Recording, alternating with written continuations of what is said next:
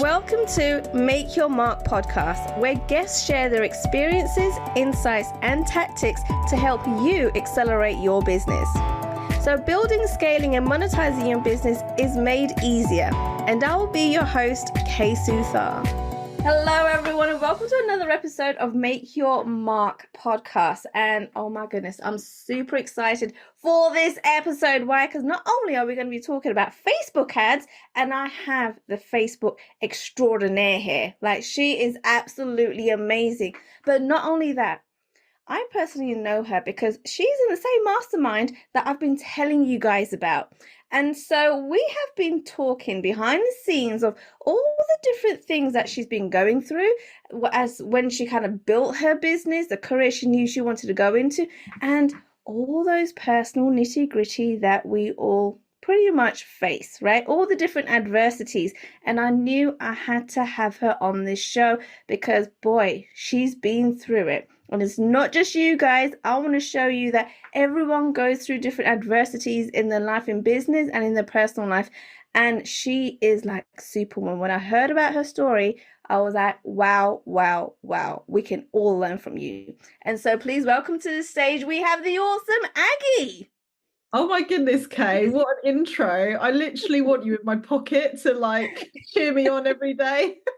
You know what? The thing is, you deserve it. I'd be happy to be in your pocket, right? Because I know what you go through. I know what you've been through, right? Because of all the things that you've said to me and told me and your experiences and your journey. And I'm like, wow, like every single one of you in this mastermind are super women because you've got certain skills, certain adversities you've gone through.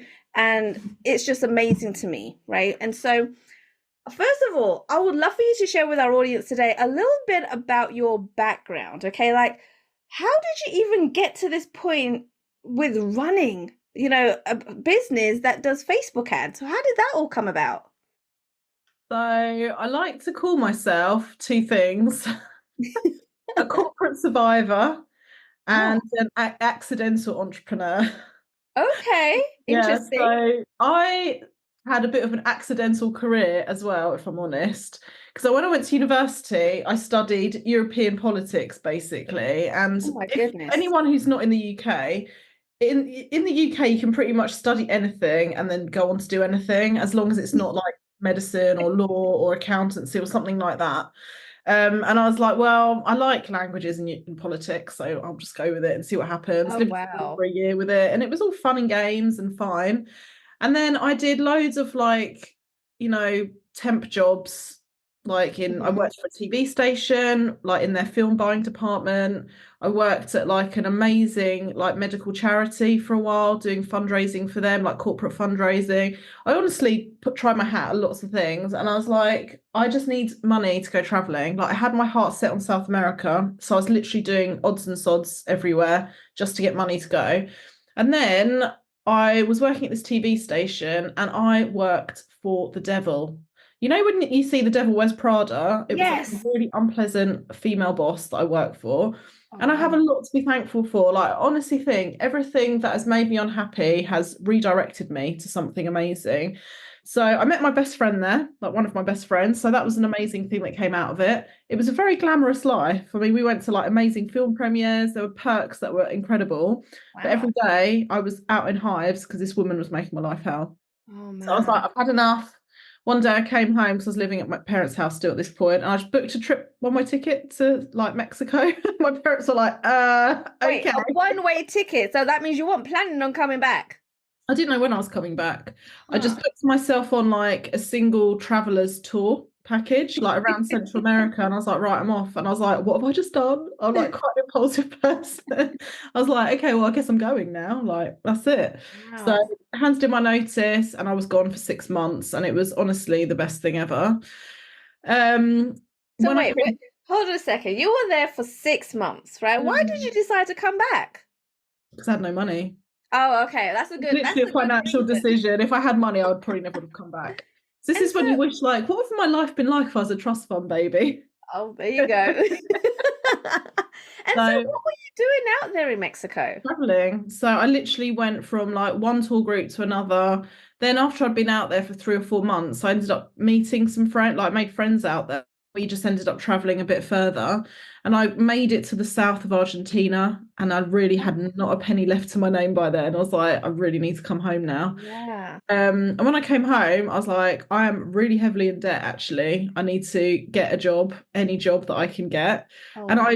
I had been doing some temp work through an agency in London, because that's where I'm from. Hmm. And I just called them. I was like, is there anything you can give me? Like PA work, receptionist work, anything? And they're like, actually, we do have a job that's come up for a team assistant in an investment company. I was like, oh, that sounds like boring. I was like, okay, but you know when you're like, I literally have no choice. I just have to Right. anything. Yeah. So I went, and I'll never forget this interview. I was interviewed by two ladies who were like badass. You know, you meet two women and you think you are amazing. They were Ooh, like really feminine, but like really you could tell like on top of it, like they knew their stuff. And I yeah. was like, wow, you guys are amazing. And halfway through the interview, the fire alarm went. So the whole building was evacuated. Oh, no. In that Okay. time, I was just chit-chatting with the ladies there. And we went back to the interview, and they're like, we actually think you're wasted on that assistant job. I think you're going to be really bored doing it. And I was thinking, I know I will be. I hate being an assistant, but I need the money. And I just said to them, look, I really need money. So please give me the job. And they were like, look, there is another job going, and it's in our sales team. And I was like, I do not want to work in sales at all. I said, because I Mm. had Wolf on Wall Street in my mind. I was like, I'm not an aggressive salesperson. Right. One of my previous jobs before traveling, they'd had a cold called sales team, and that was my impression of it. I was like, no, thank you. Right. No offense to anyone who does that as a profession, because it is a skill. It's just not my Yeah. strength at all. Right. They're like, no, it's not like that at all. Like we have our clients, because like there's only so many other institutions you can sell to as an investment company. So they're on our books already. You just have to help like manage their relationships. So, oh, okay, that I can do. That's fine. So I ended up being a junior to the most dysfunctional sales guy in that team. He had burnt Oh. through every single assistant, like, basically junior like me. And we Mm. got on like a house on fire. I just organised him. And I have actually had a pattern of working with the most dysfunctional male guys in the team and like sorting them out. So anyway, I worked with him, and then we all got made redundant. Like, within 2 weeks of me joining, there was an What? acquisition. So they were like, yeah, your job's gonna go in a year. And I was like, oh well. What? But they gave me a huge payout just for being there. That I mean, even in today's money, it's a lot to be paid out for Wow. just being there for a year. And it really help me like pay off like debts and all that kind of stuff. But anyway, that was my beginning in a 10 plus year in investment management in sales. Wow. Yeah, so it was really fun that year, that first year, because Yeah. everyone knew that they were leaving anyway. So they just give us loads of money to go out. And yeah, it was great. And I was like, if this is what it's like, it'll be fine. It wasn't like that for the other like 9 years. So, But I did make amazing friendships in that yeah. career. And I was around such intelligent people. I'm telling you, like they were so bright. It was really interesting to be in on investment meetings, hearing about all the businesses they were investing in and stocks and stuff like that. And I developed incredible client management skills through Oh, that career. wow. And it's something I didn't really appreciate until I started my own business. Mm. So I'd say no experience is a waste. But I did find the further I got in my career, the more established I became, the more senior I became, the more I didn't fit the mold. And I was extremely stressed a lot of the time. I wasn't, there's kind of like a cardboard cutout you need to be to progress in sales in investment management in the UK. As a Right. woman, you need to be extremely skinny. I'm voluptuous, so Oh, straight away physically I don't fit.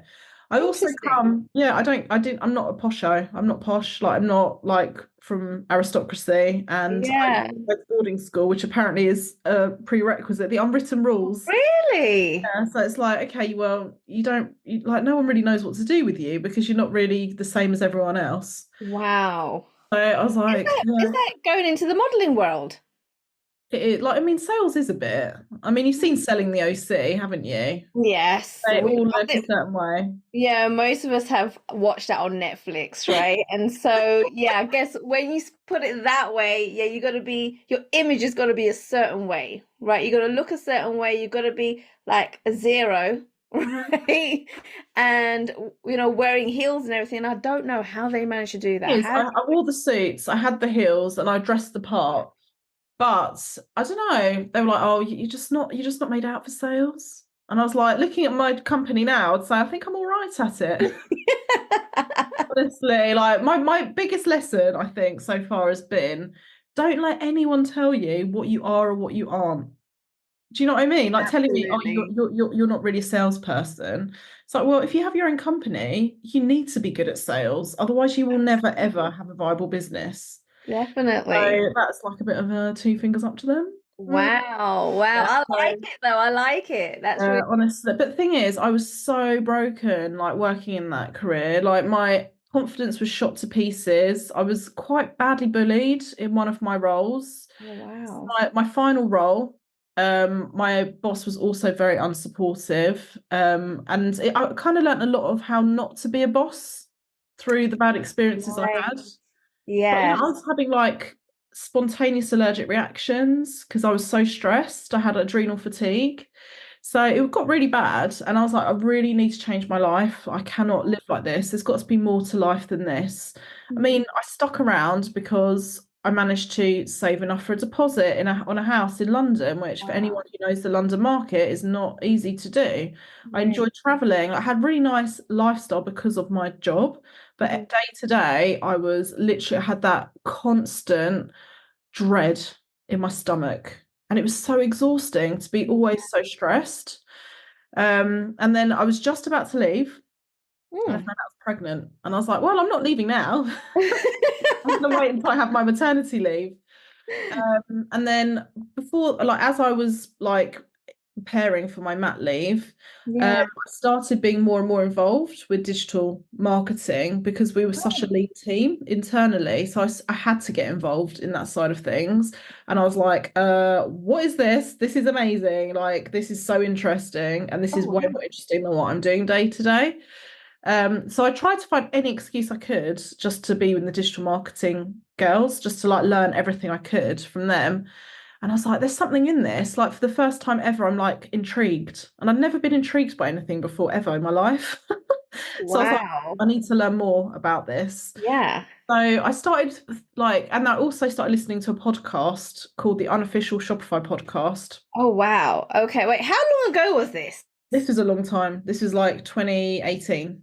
Okay. All right. Got it. I'm The so podcast glad was good. that you were listening to a podcast from back then, Yeah, right? yeah, Not yeah. a lot of people were. So that's really intriguing. That's awesome. Okay. So what happened when you started listening to this podcast? Oh my word. My world was blown open.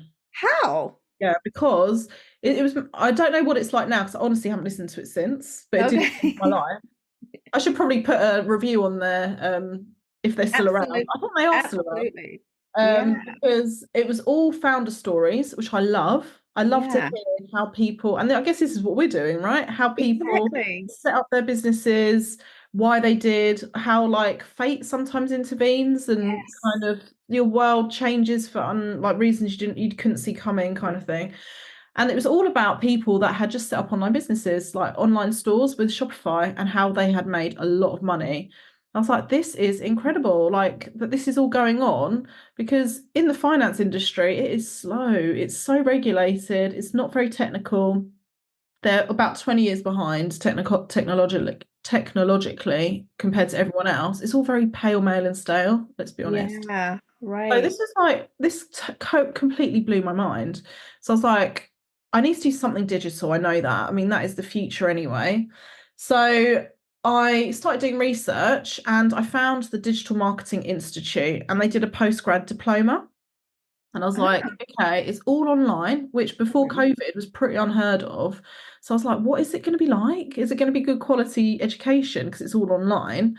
But I mean, it's the Digital Marketing Institute. Like it's the body for digital study in the UK. Right.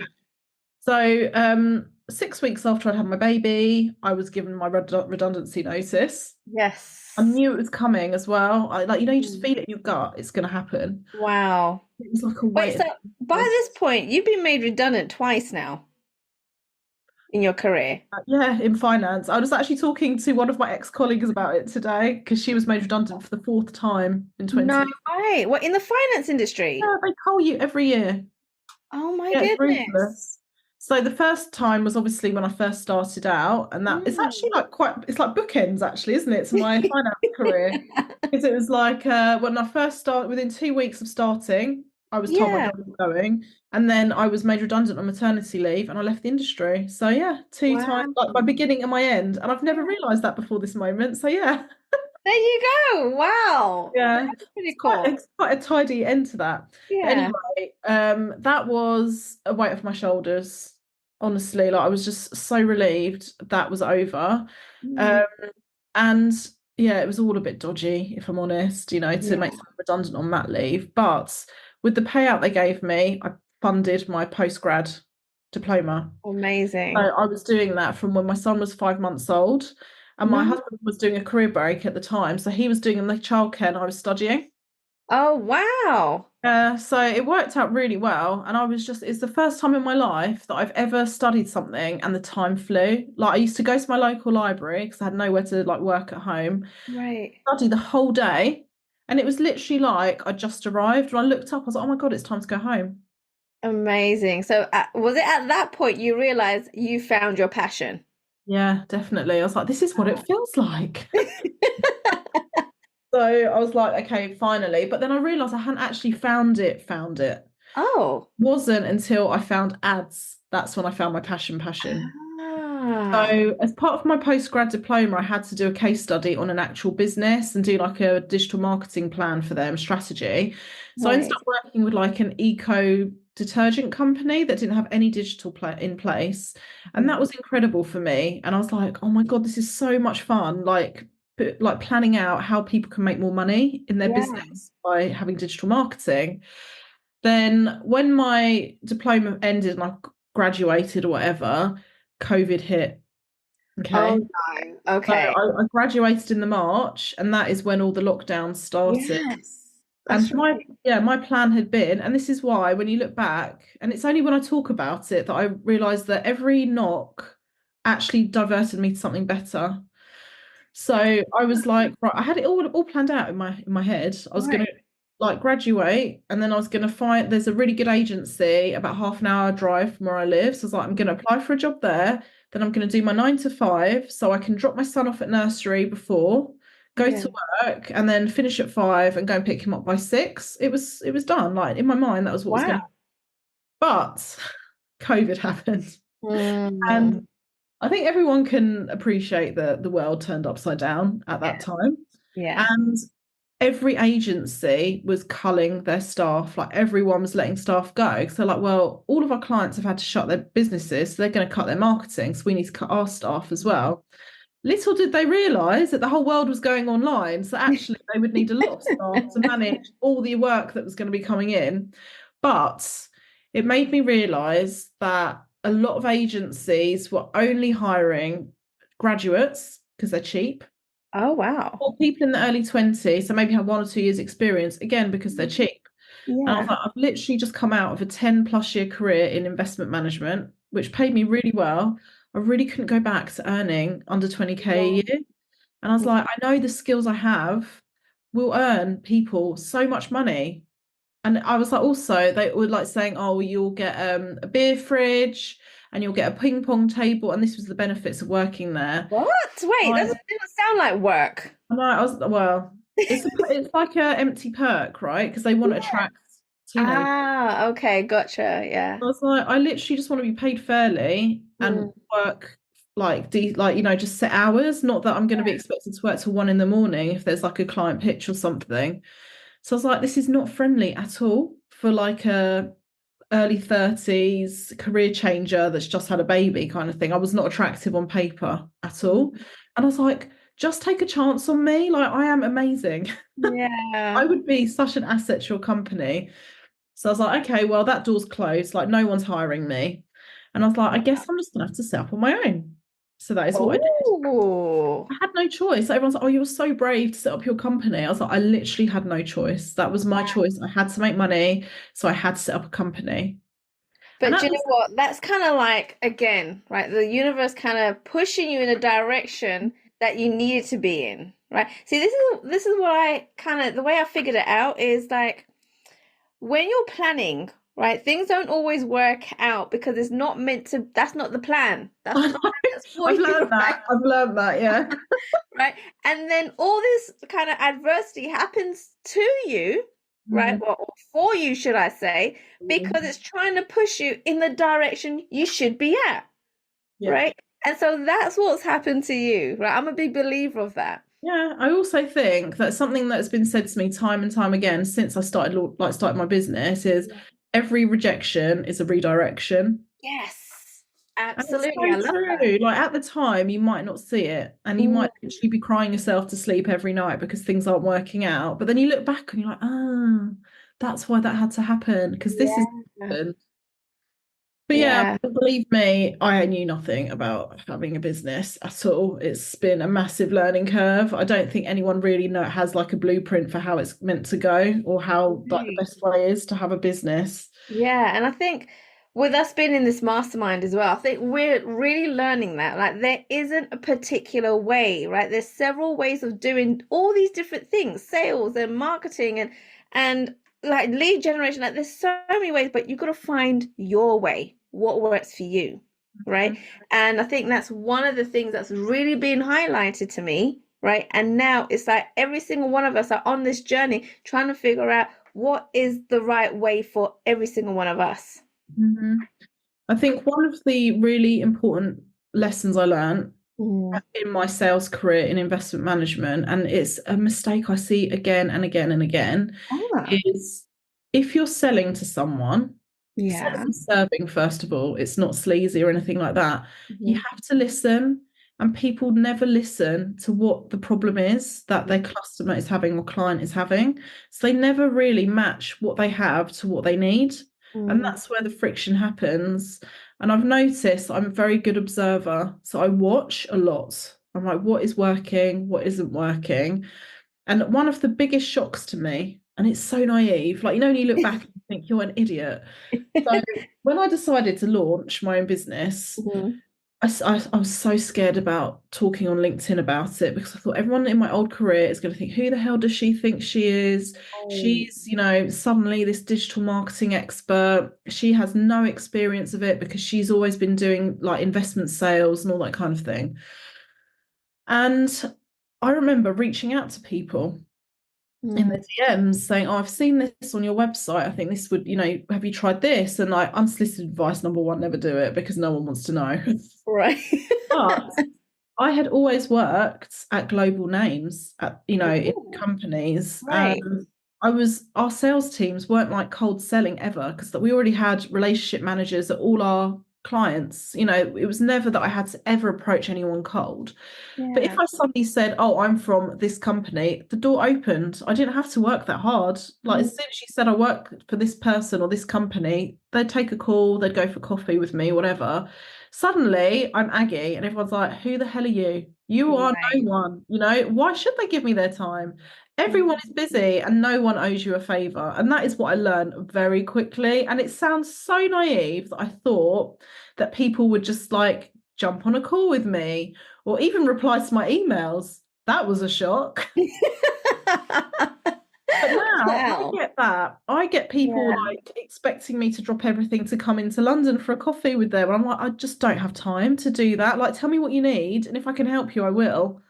I actually had someone like that today, and it was like an ex-colleague from my city days. And I really like this person. I was like, can you just let me know what you need? Like, if I can help you, I really will. Right. And then we had a call. It took me 10 minutes. And then he went away with an answer. And I was like, that just saved me half a day going into London, having a coffee, and then coming all the way back again. Right. Yeah. So yeah, Wow. I'm really harsh, don't I? But I'm just like, I've got No, so no, little not at time. all. I'm like, I have to be so strict with where it goes. Absolutely. Like, this is the thing. When you're first starting out, you are one person that's doing it all. You're wearing many hats, right, in your business, But that's not all. That's not all, right? A lot of us, if not every single one of us, right, are also wearing many hats outside of our business in our personal lives, right? Because we are mothers, we're wives, we're daughters, we're sisters, we're everything, right? To everyone that's around us, as well as our clients. And so the story of you actually starting out and building your business, it's been a journey, right? Mhm. But there's also the fact that you've had a baby, Two. right? Got two now. Oh my goodness. Okay, right, yeah. Right. So you've had two babies in that time, right? You've launched a business, right, that you weren't expecting to launch during the pandemic, Hmm. but you've also had some devastating news as well, Yeah, right? so last year my brother passed away because of his battle with cancer, which was horrendous for all of us. Like my whole family's still reeling from it. And again, it just I think these things always make you reassess what's going on in your life, like what's important. I'd literally just had a baby. My baby was 3 weeks old when my brother passed away. So it was like such like a happy time and devastating time in that month for my family. And I just took stock. I was on maternity leave at the time, and I was like, what do I actually want? Like, is this all worth it? Like, am I gonna turn around in 5 years and be like, that was like a good 5 years well spent? Like, did I prioritize the right things? Am I in good health? Are my kids happy? Is my marriage stable? You know, are my parents Mm. okay? And I was like, I'm happy, like everything's okay for me, but I think it's time for me just to like really show what I've got in me, like not to go like half measure, let's just go for it. So Yeah. that's when I was like, right, I need a mentor. I need someone because I don't know I like no one in my family is an entrepreneur. I don't Mm. really know anyone that has a wildly successful business. And I was like, I need to be in the room with people that are super ambitious, really talented at what they do, and they really are making a change in the world. I want to be around those like world changers, which sounds really corny, doesn't it? Absolutely not.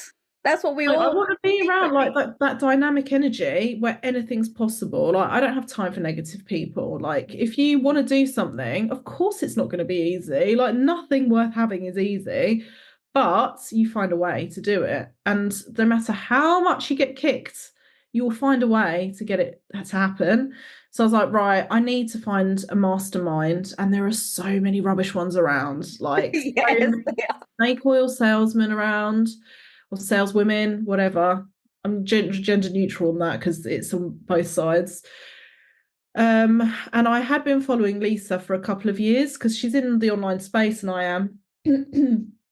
And I was like, right, let's just see. And I saw she was promoting a mastermind. Mhm. I was like, oh my God, I'm gonna have to actually message her. Oh, what? This is actually quite scary. So I sent her a DM and I was like, oh, I'm really interested in hearing more about your mastermind. She was like, and she all she replied was, which one? And I was like, Oh my goodness. I didn't know there was more than one. I thought there was just one. I was like, the one you've just posted about.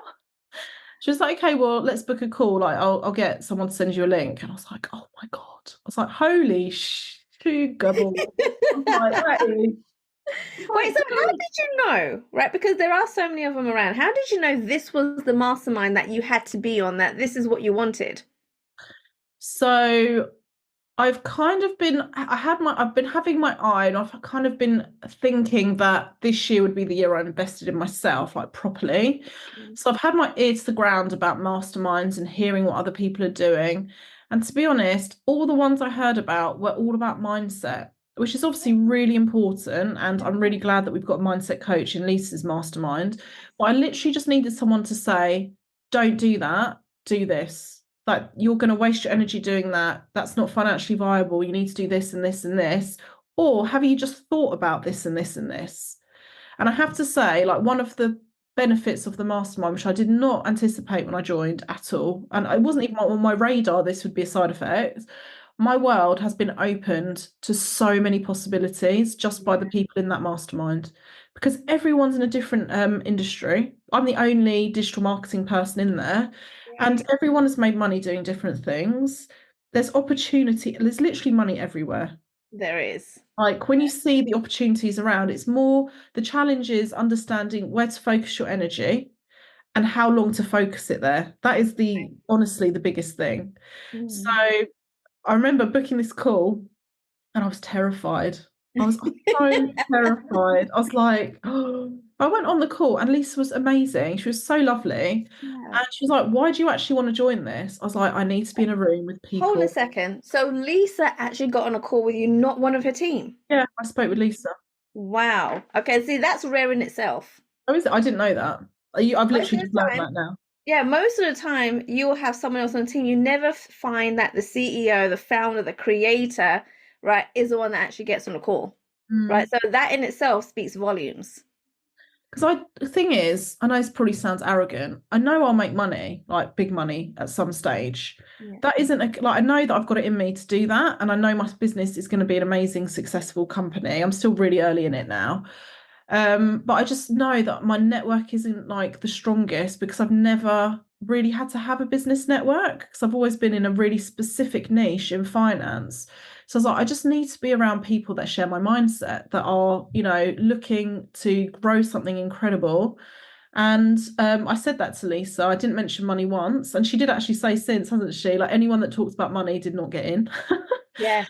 So I was like, I'm just really craving never being judged when I talk about things that I'm doing in my business, that I can talk openly about challenges that I'm having and just have that support network and also different perspectives. Like if you've got a problem, literally everyone in that mastermind will come up with a different solution for you.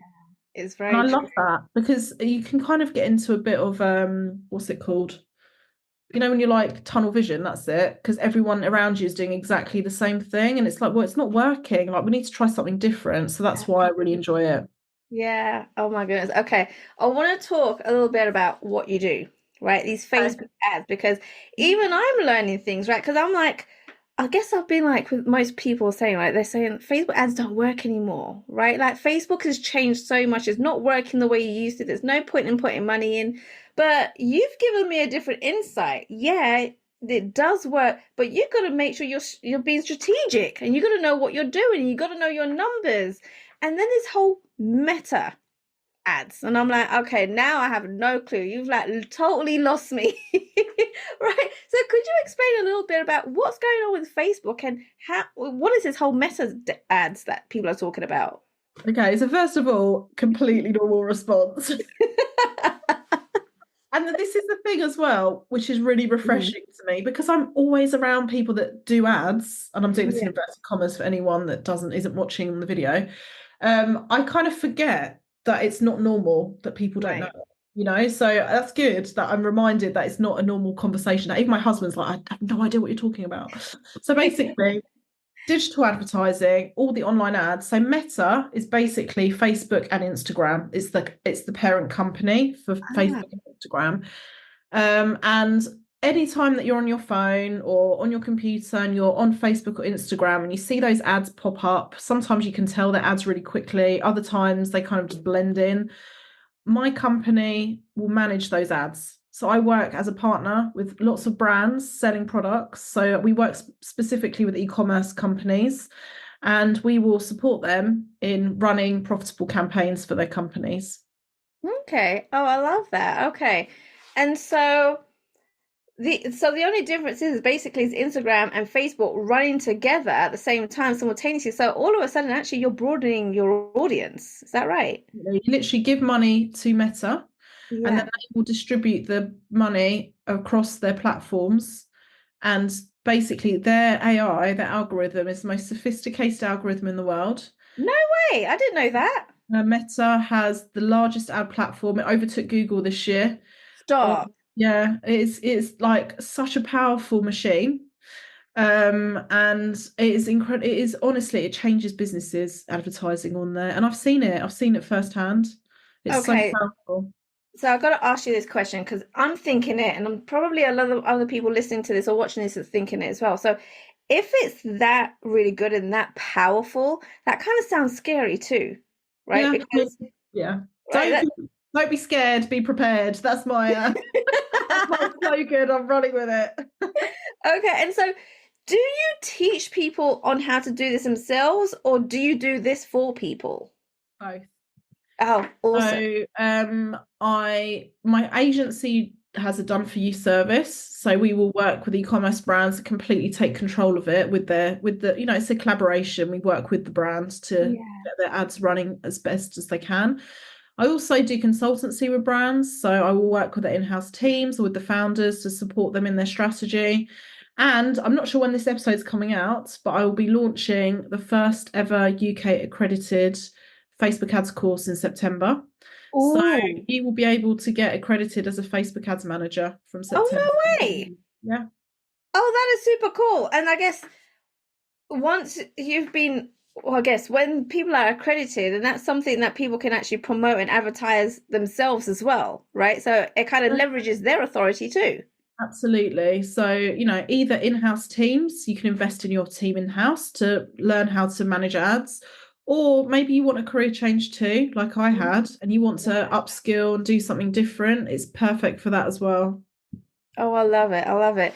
Now, I have been scrolling through your socials. I'm so worried about this. I have no idea what you found. You don't need to worry at all, right? It's all good things. It's all good. And I do love your socials, by the way, right? Like the posts that you put up there, they're really hilarious. They're funny, right? But it gets you kind of interested. Like I keep scrolling, like I want more. I want more, right? I want to see more of these things. And so, first of all, like you clearly know what you do when it comes to ads, right? Yeah. Because you're getting if I'm getting that kind of intrigue or wanting to know more, that's what everyone else is doing, right? So that's clearly you've got that totally on point. But you mentioned, right, there's 3 reasons you'll regret running meta ads. What's that all about? Why would you regret it? So that is an example of an incredible hook. Okay, Ah, so hook is what sucks you into looking at some content. And it was actually the reasons why you won't regret it. So, you know, you'll be ahead of your competition, you'll make sales while you right. sleep. And I can't actually remember what the third reason was, but yeah, like from that post, but you won't regret it. If you prepare properly, you will have an amazing experience with your ads. Okay, all right. See, okay. So I like that. That was a hook to get people sunk in, wanting to know more, but actually it's the reverse, Yeah, right? reverse psychology. Okay. Yes, absolutely. Okay. I gotta say, Aggie, you clearly know what you're doing here, right? You clearly know what you're right. That was good. That was good because that's the first one that I spotted. I was like, whoa, well, why would Aggie put that post up? That was awesome. Now, there's another one that you mentioned about having an ad strategy, right? And how that's really important. But what does an ad strategy involve? What does it mean? Really good question, and I do get asked this a lot. So the whole point of having a strategy is that you're intentional when you run your Mm, ads. So you do your prep work, and obviously I work with brands to make sure they're ready to run ads. But then it's like, what are your business goals? Like, what are you trying to achieve? Now, a lot of e-commerce brands that I work with, like, we just want more money, like we want to make more sales. right. Obviously, like everyone wants to make more money. I'm like, okay, well, how are we going to do that? So the strategy behind that is, what are your best sellers? Do you have something that's called like a gateway product, which is basically maybe it's a really low cost product, but you can see from your past buyers that they then go to buy a lot of other things because they had that introduction to your brand. Or maybe you have like you want to prepare for Christmas, like Q4 selling. So you'll invest in ads to build your email list because it's cheaper to sell to your email list during the most expensive time of year Yeah. than run ads. So there's all these different like strategies that you would put in place, and that's what I'm referring to there. I love that. And so I'm assuming that there's different strategies work with different people. Like there isn't one strategy that works for everyone. Is that right? Absolutely. I mean, things that could impact your strategy will be things like how much do people spend with you each time they purchase? So, for example, a shampoo like hair care company, maybe they'll spend $30, £30 with you that first time, but you won't really make your money back on that investment in ads until they buy from you 2 or 3 times. That's when, and that's your lifetime value of your customer. So, understanding your customers that way, you can Mhm. calculate your investment in your ads. I Ah, mean, some companies, so another one of our clients is a luxury furniture company, and their products sell for £10,000.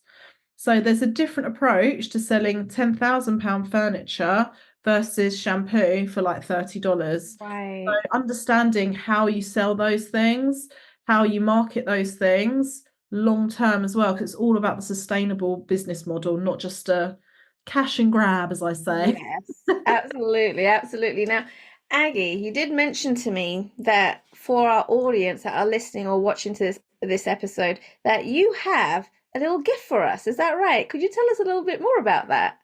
Have. So it's called a Meta Ads Starter Kit. So whether you are already running ads or you're ad curious, as I say, then I would definitely recommend downloading it. So basically, it is a toolkit. It's a Notion board, and there's links to all the resources I use with my own clients. So how to set up a business, like all the tech setup, how you do that, some examples of great ads and ad copy, how how to actually see if your ads are working. So it really will just give you a flavor of how the ads work. And then depending on how you feel about it, you can decide whether ads are for you and you want to invest further. Oh, I love it. I love it. Guys, we are going to be having the links in the show notes, so make sure you do scroll down. Aggie, I feel like I can speak to you forever, right? Like, I love talking. I can't help it. no, it's all good stuff. Like, I'm loving the golden nuggets that you're dropping. It's so freaking awesome. And guys, like, there's so much more that you can learn from Aggie. Like, please reach out to her, connect with her social, that go through her social media, because what she does is exactly what she teaches her clients, right? So learn from her and watch how she actually progresses and goes on this journey herself, because you're going to learn so much. And make sure you get that free gift, because that is especially created for all of you guys listening and watching this episode. Aggie, once again, thank you so much for coming on to this show. Thanks for having me. Absolutely. You are a rock star. Thanks for listening to Make Your Mark podcast at www.makeyourmarkpodcast.com. Make sure you hit that subscribe button so you get this and every other episode that comes out. We have lots of great stuff coming, so make sure you hit subscribe so you don't miss it. And thank you in advance for all the reviews and comments. I appreciate it so much. And I look forward to serving you in next week's episode.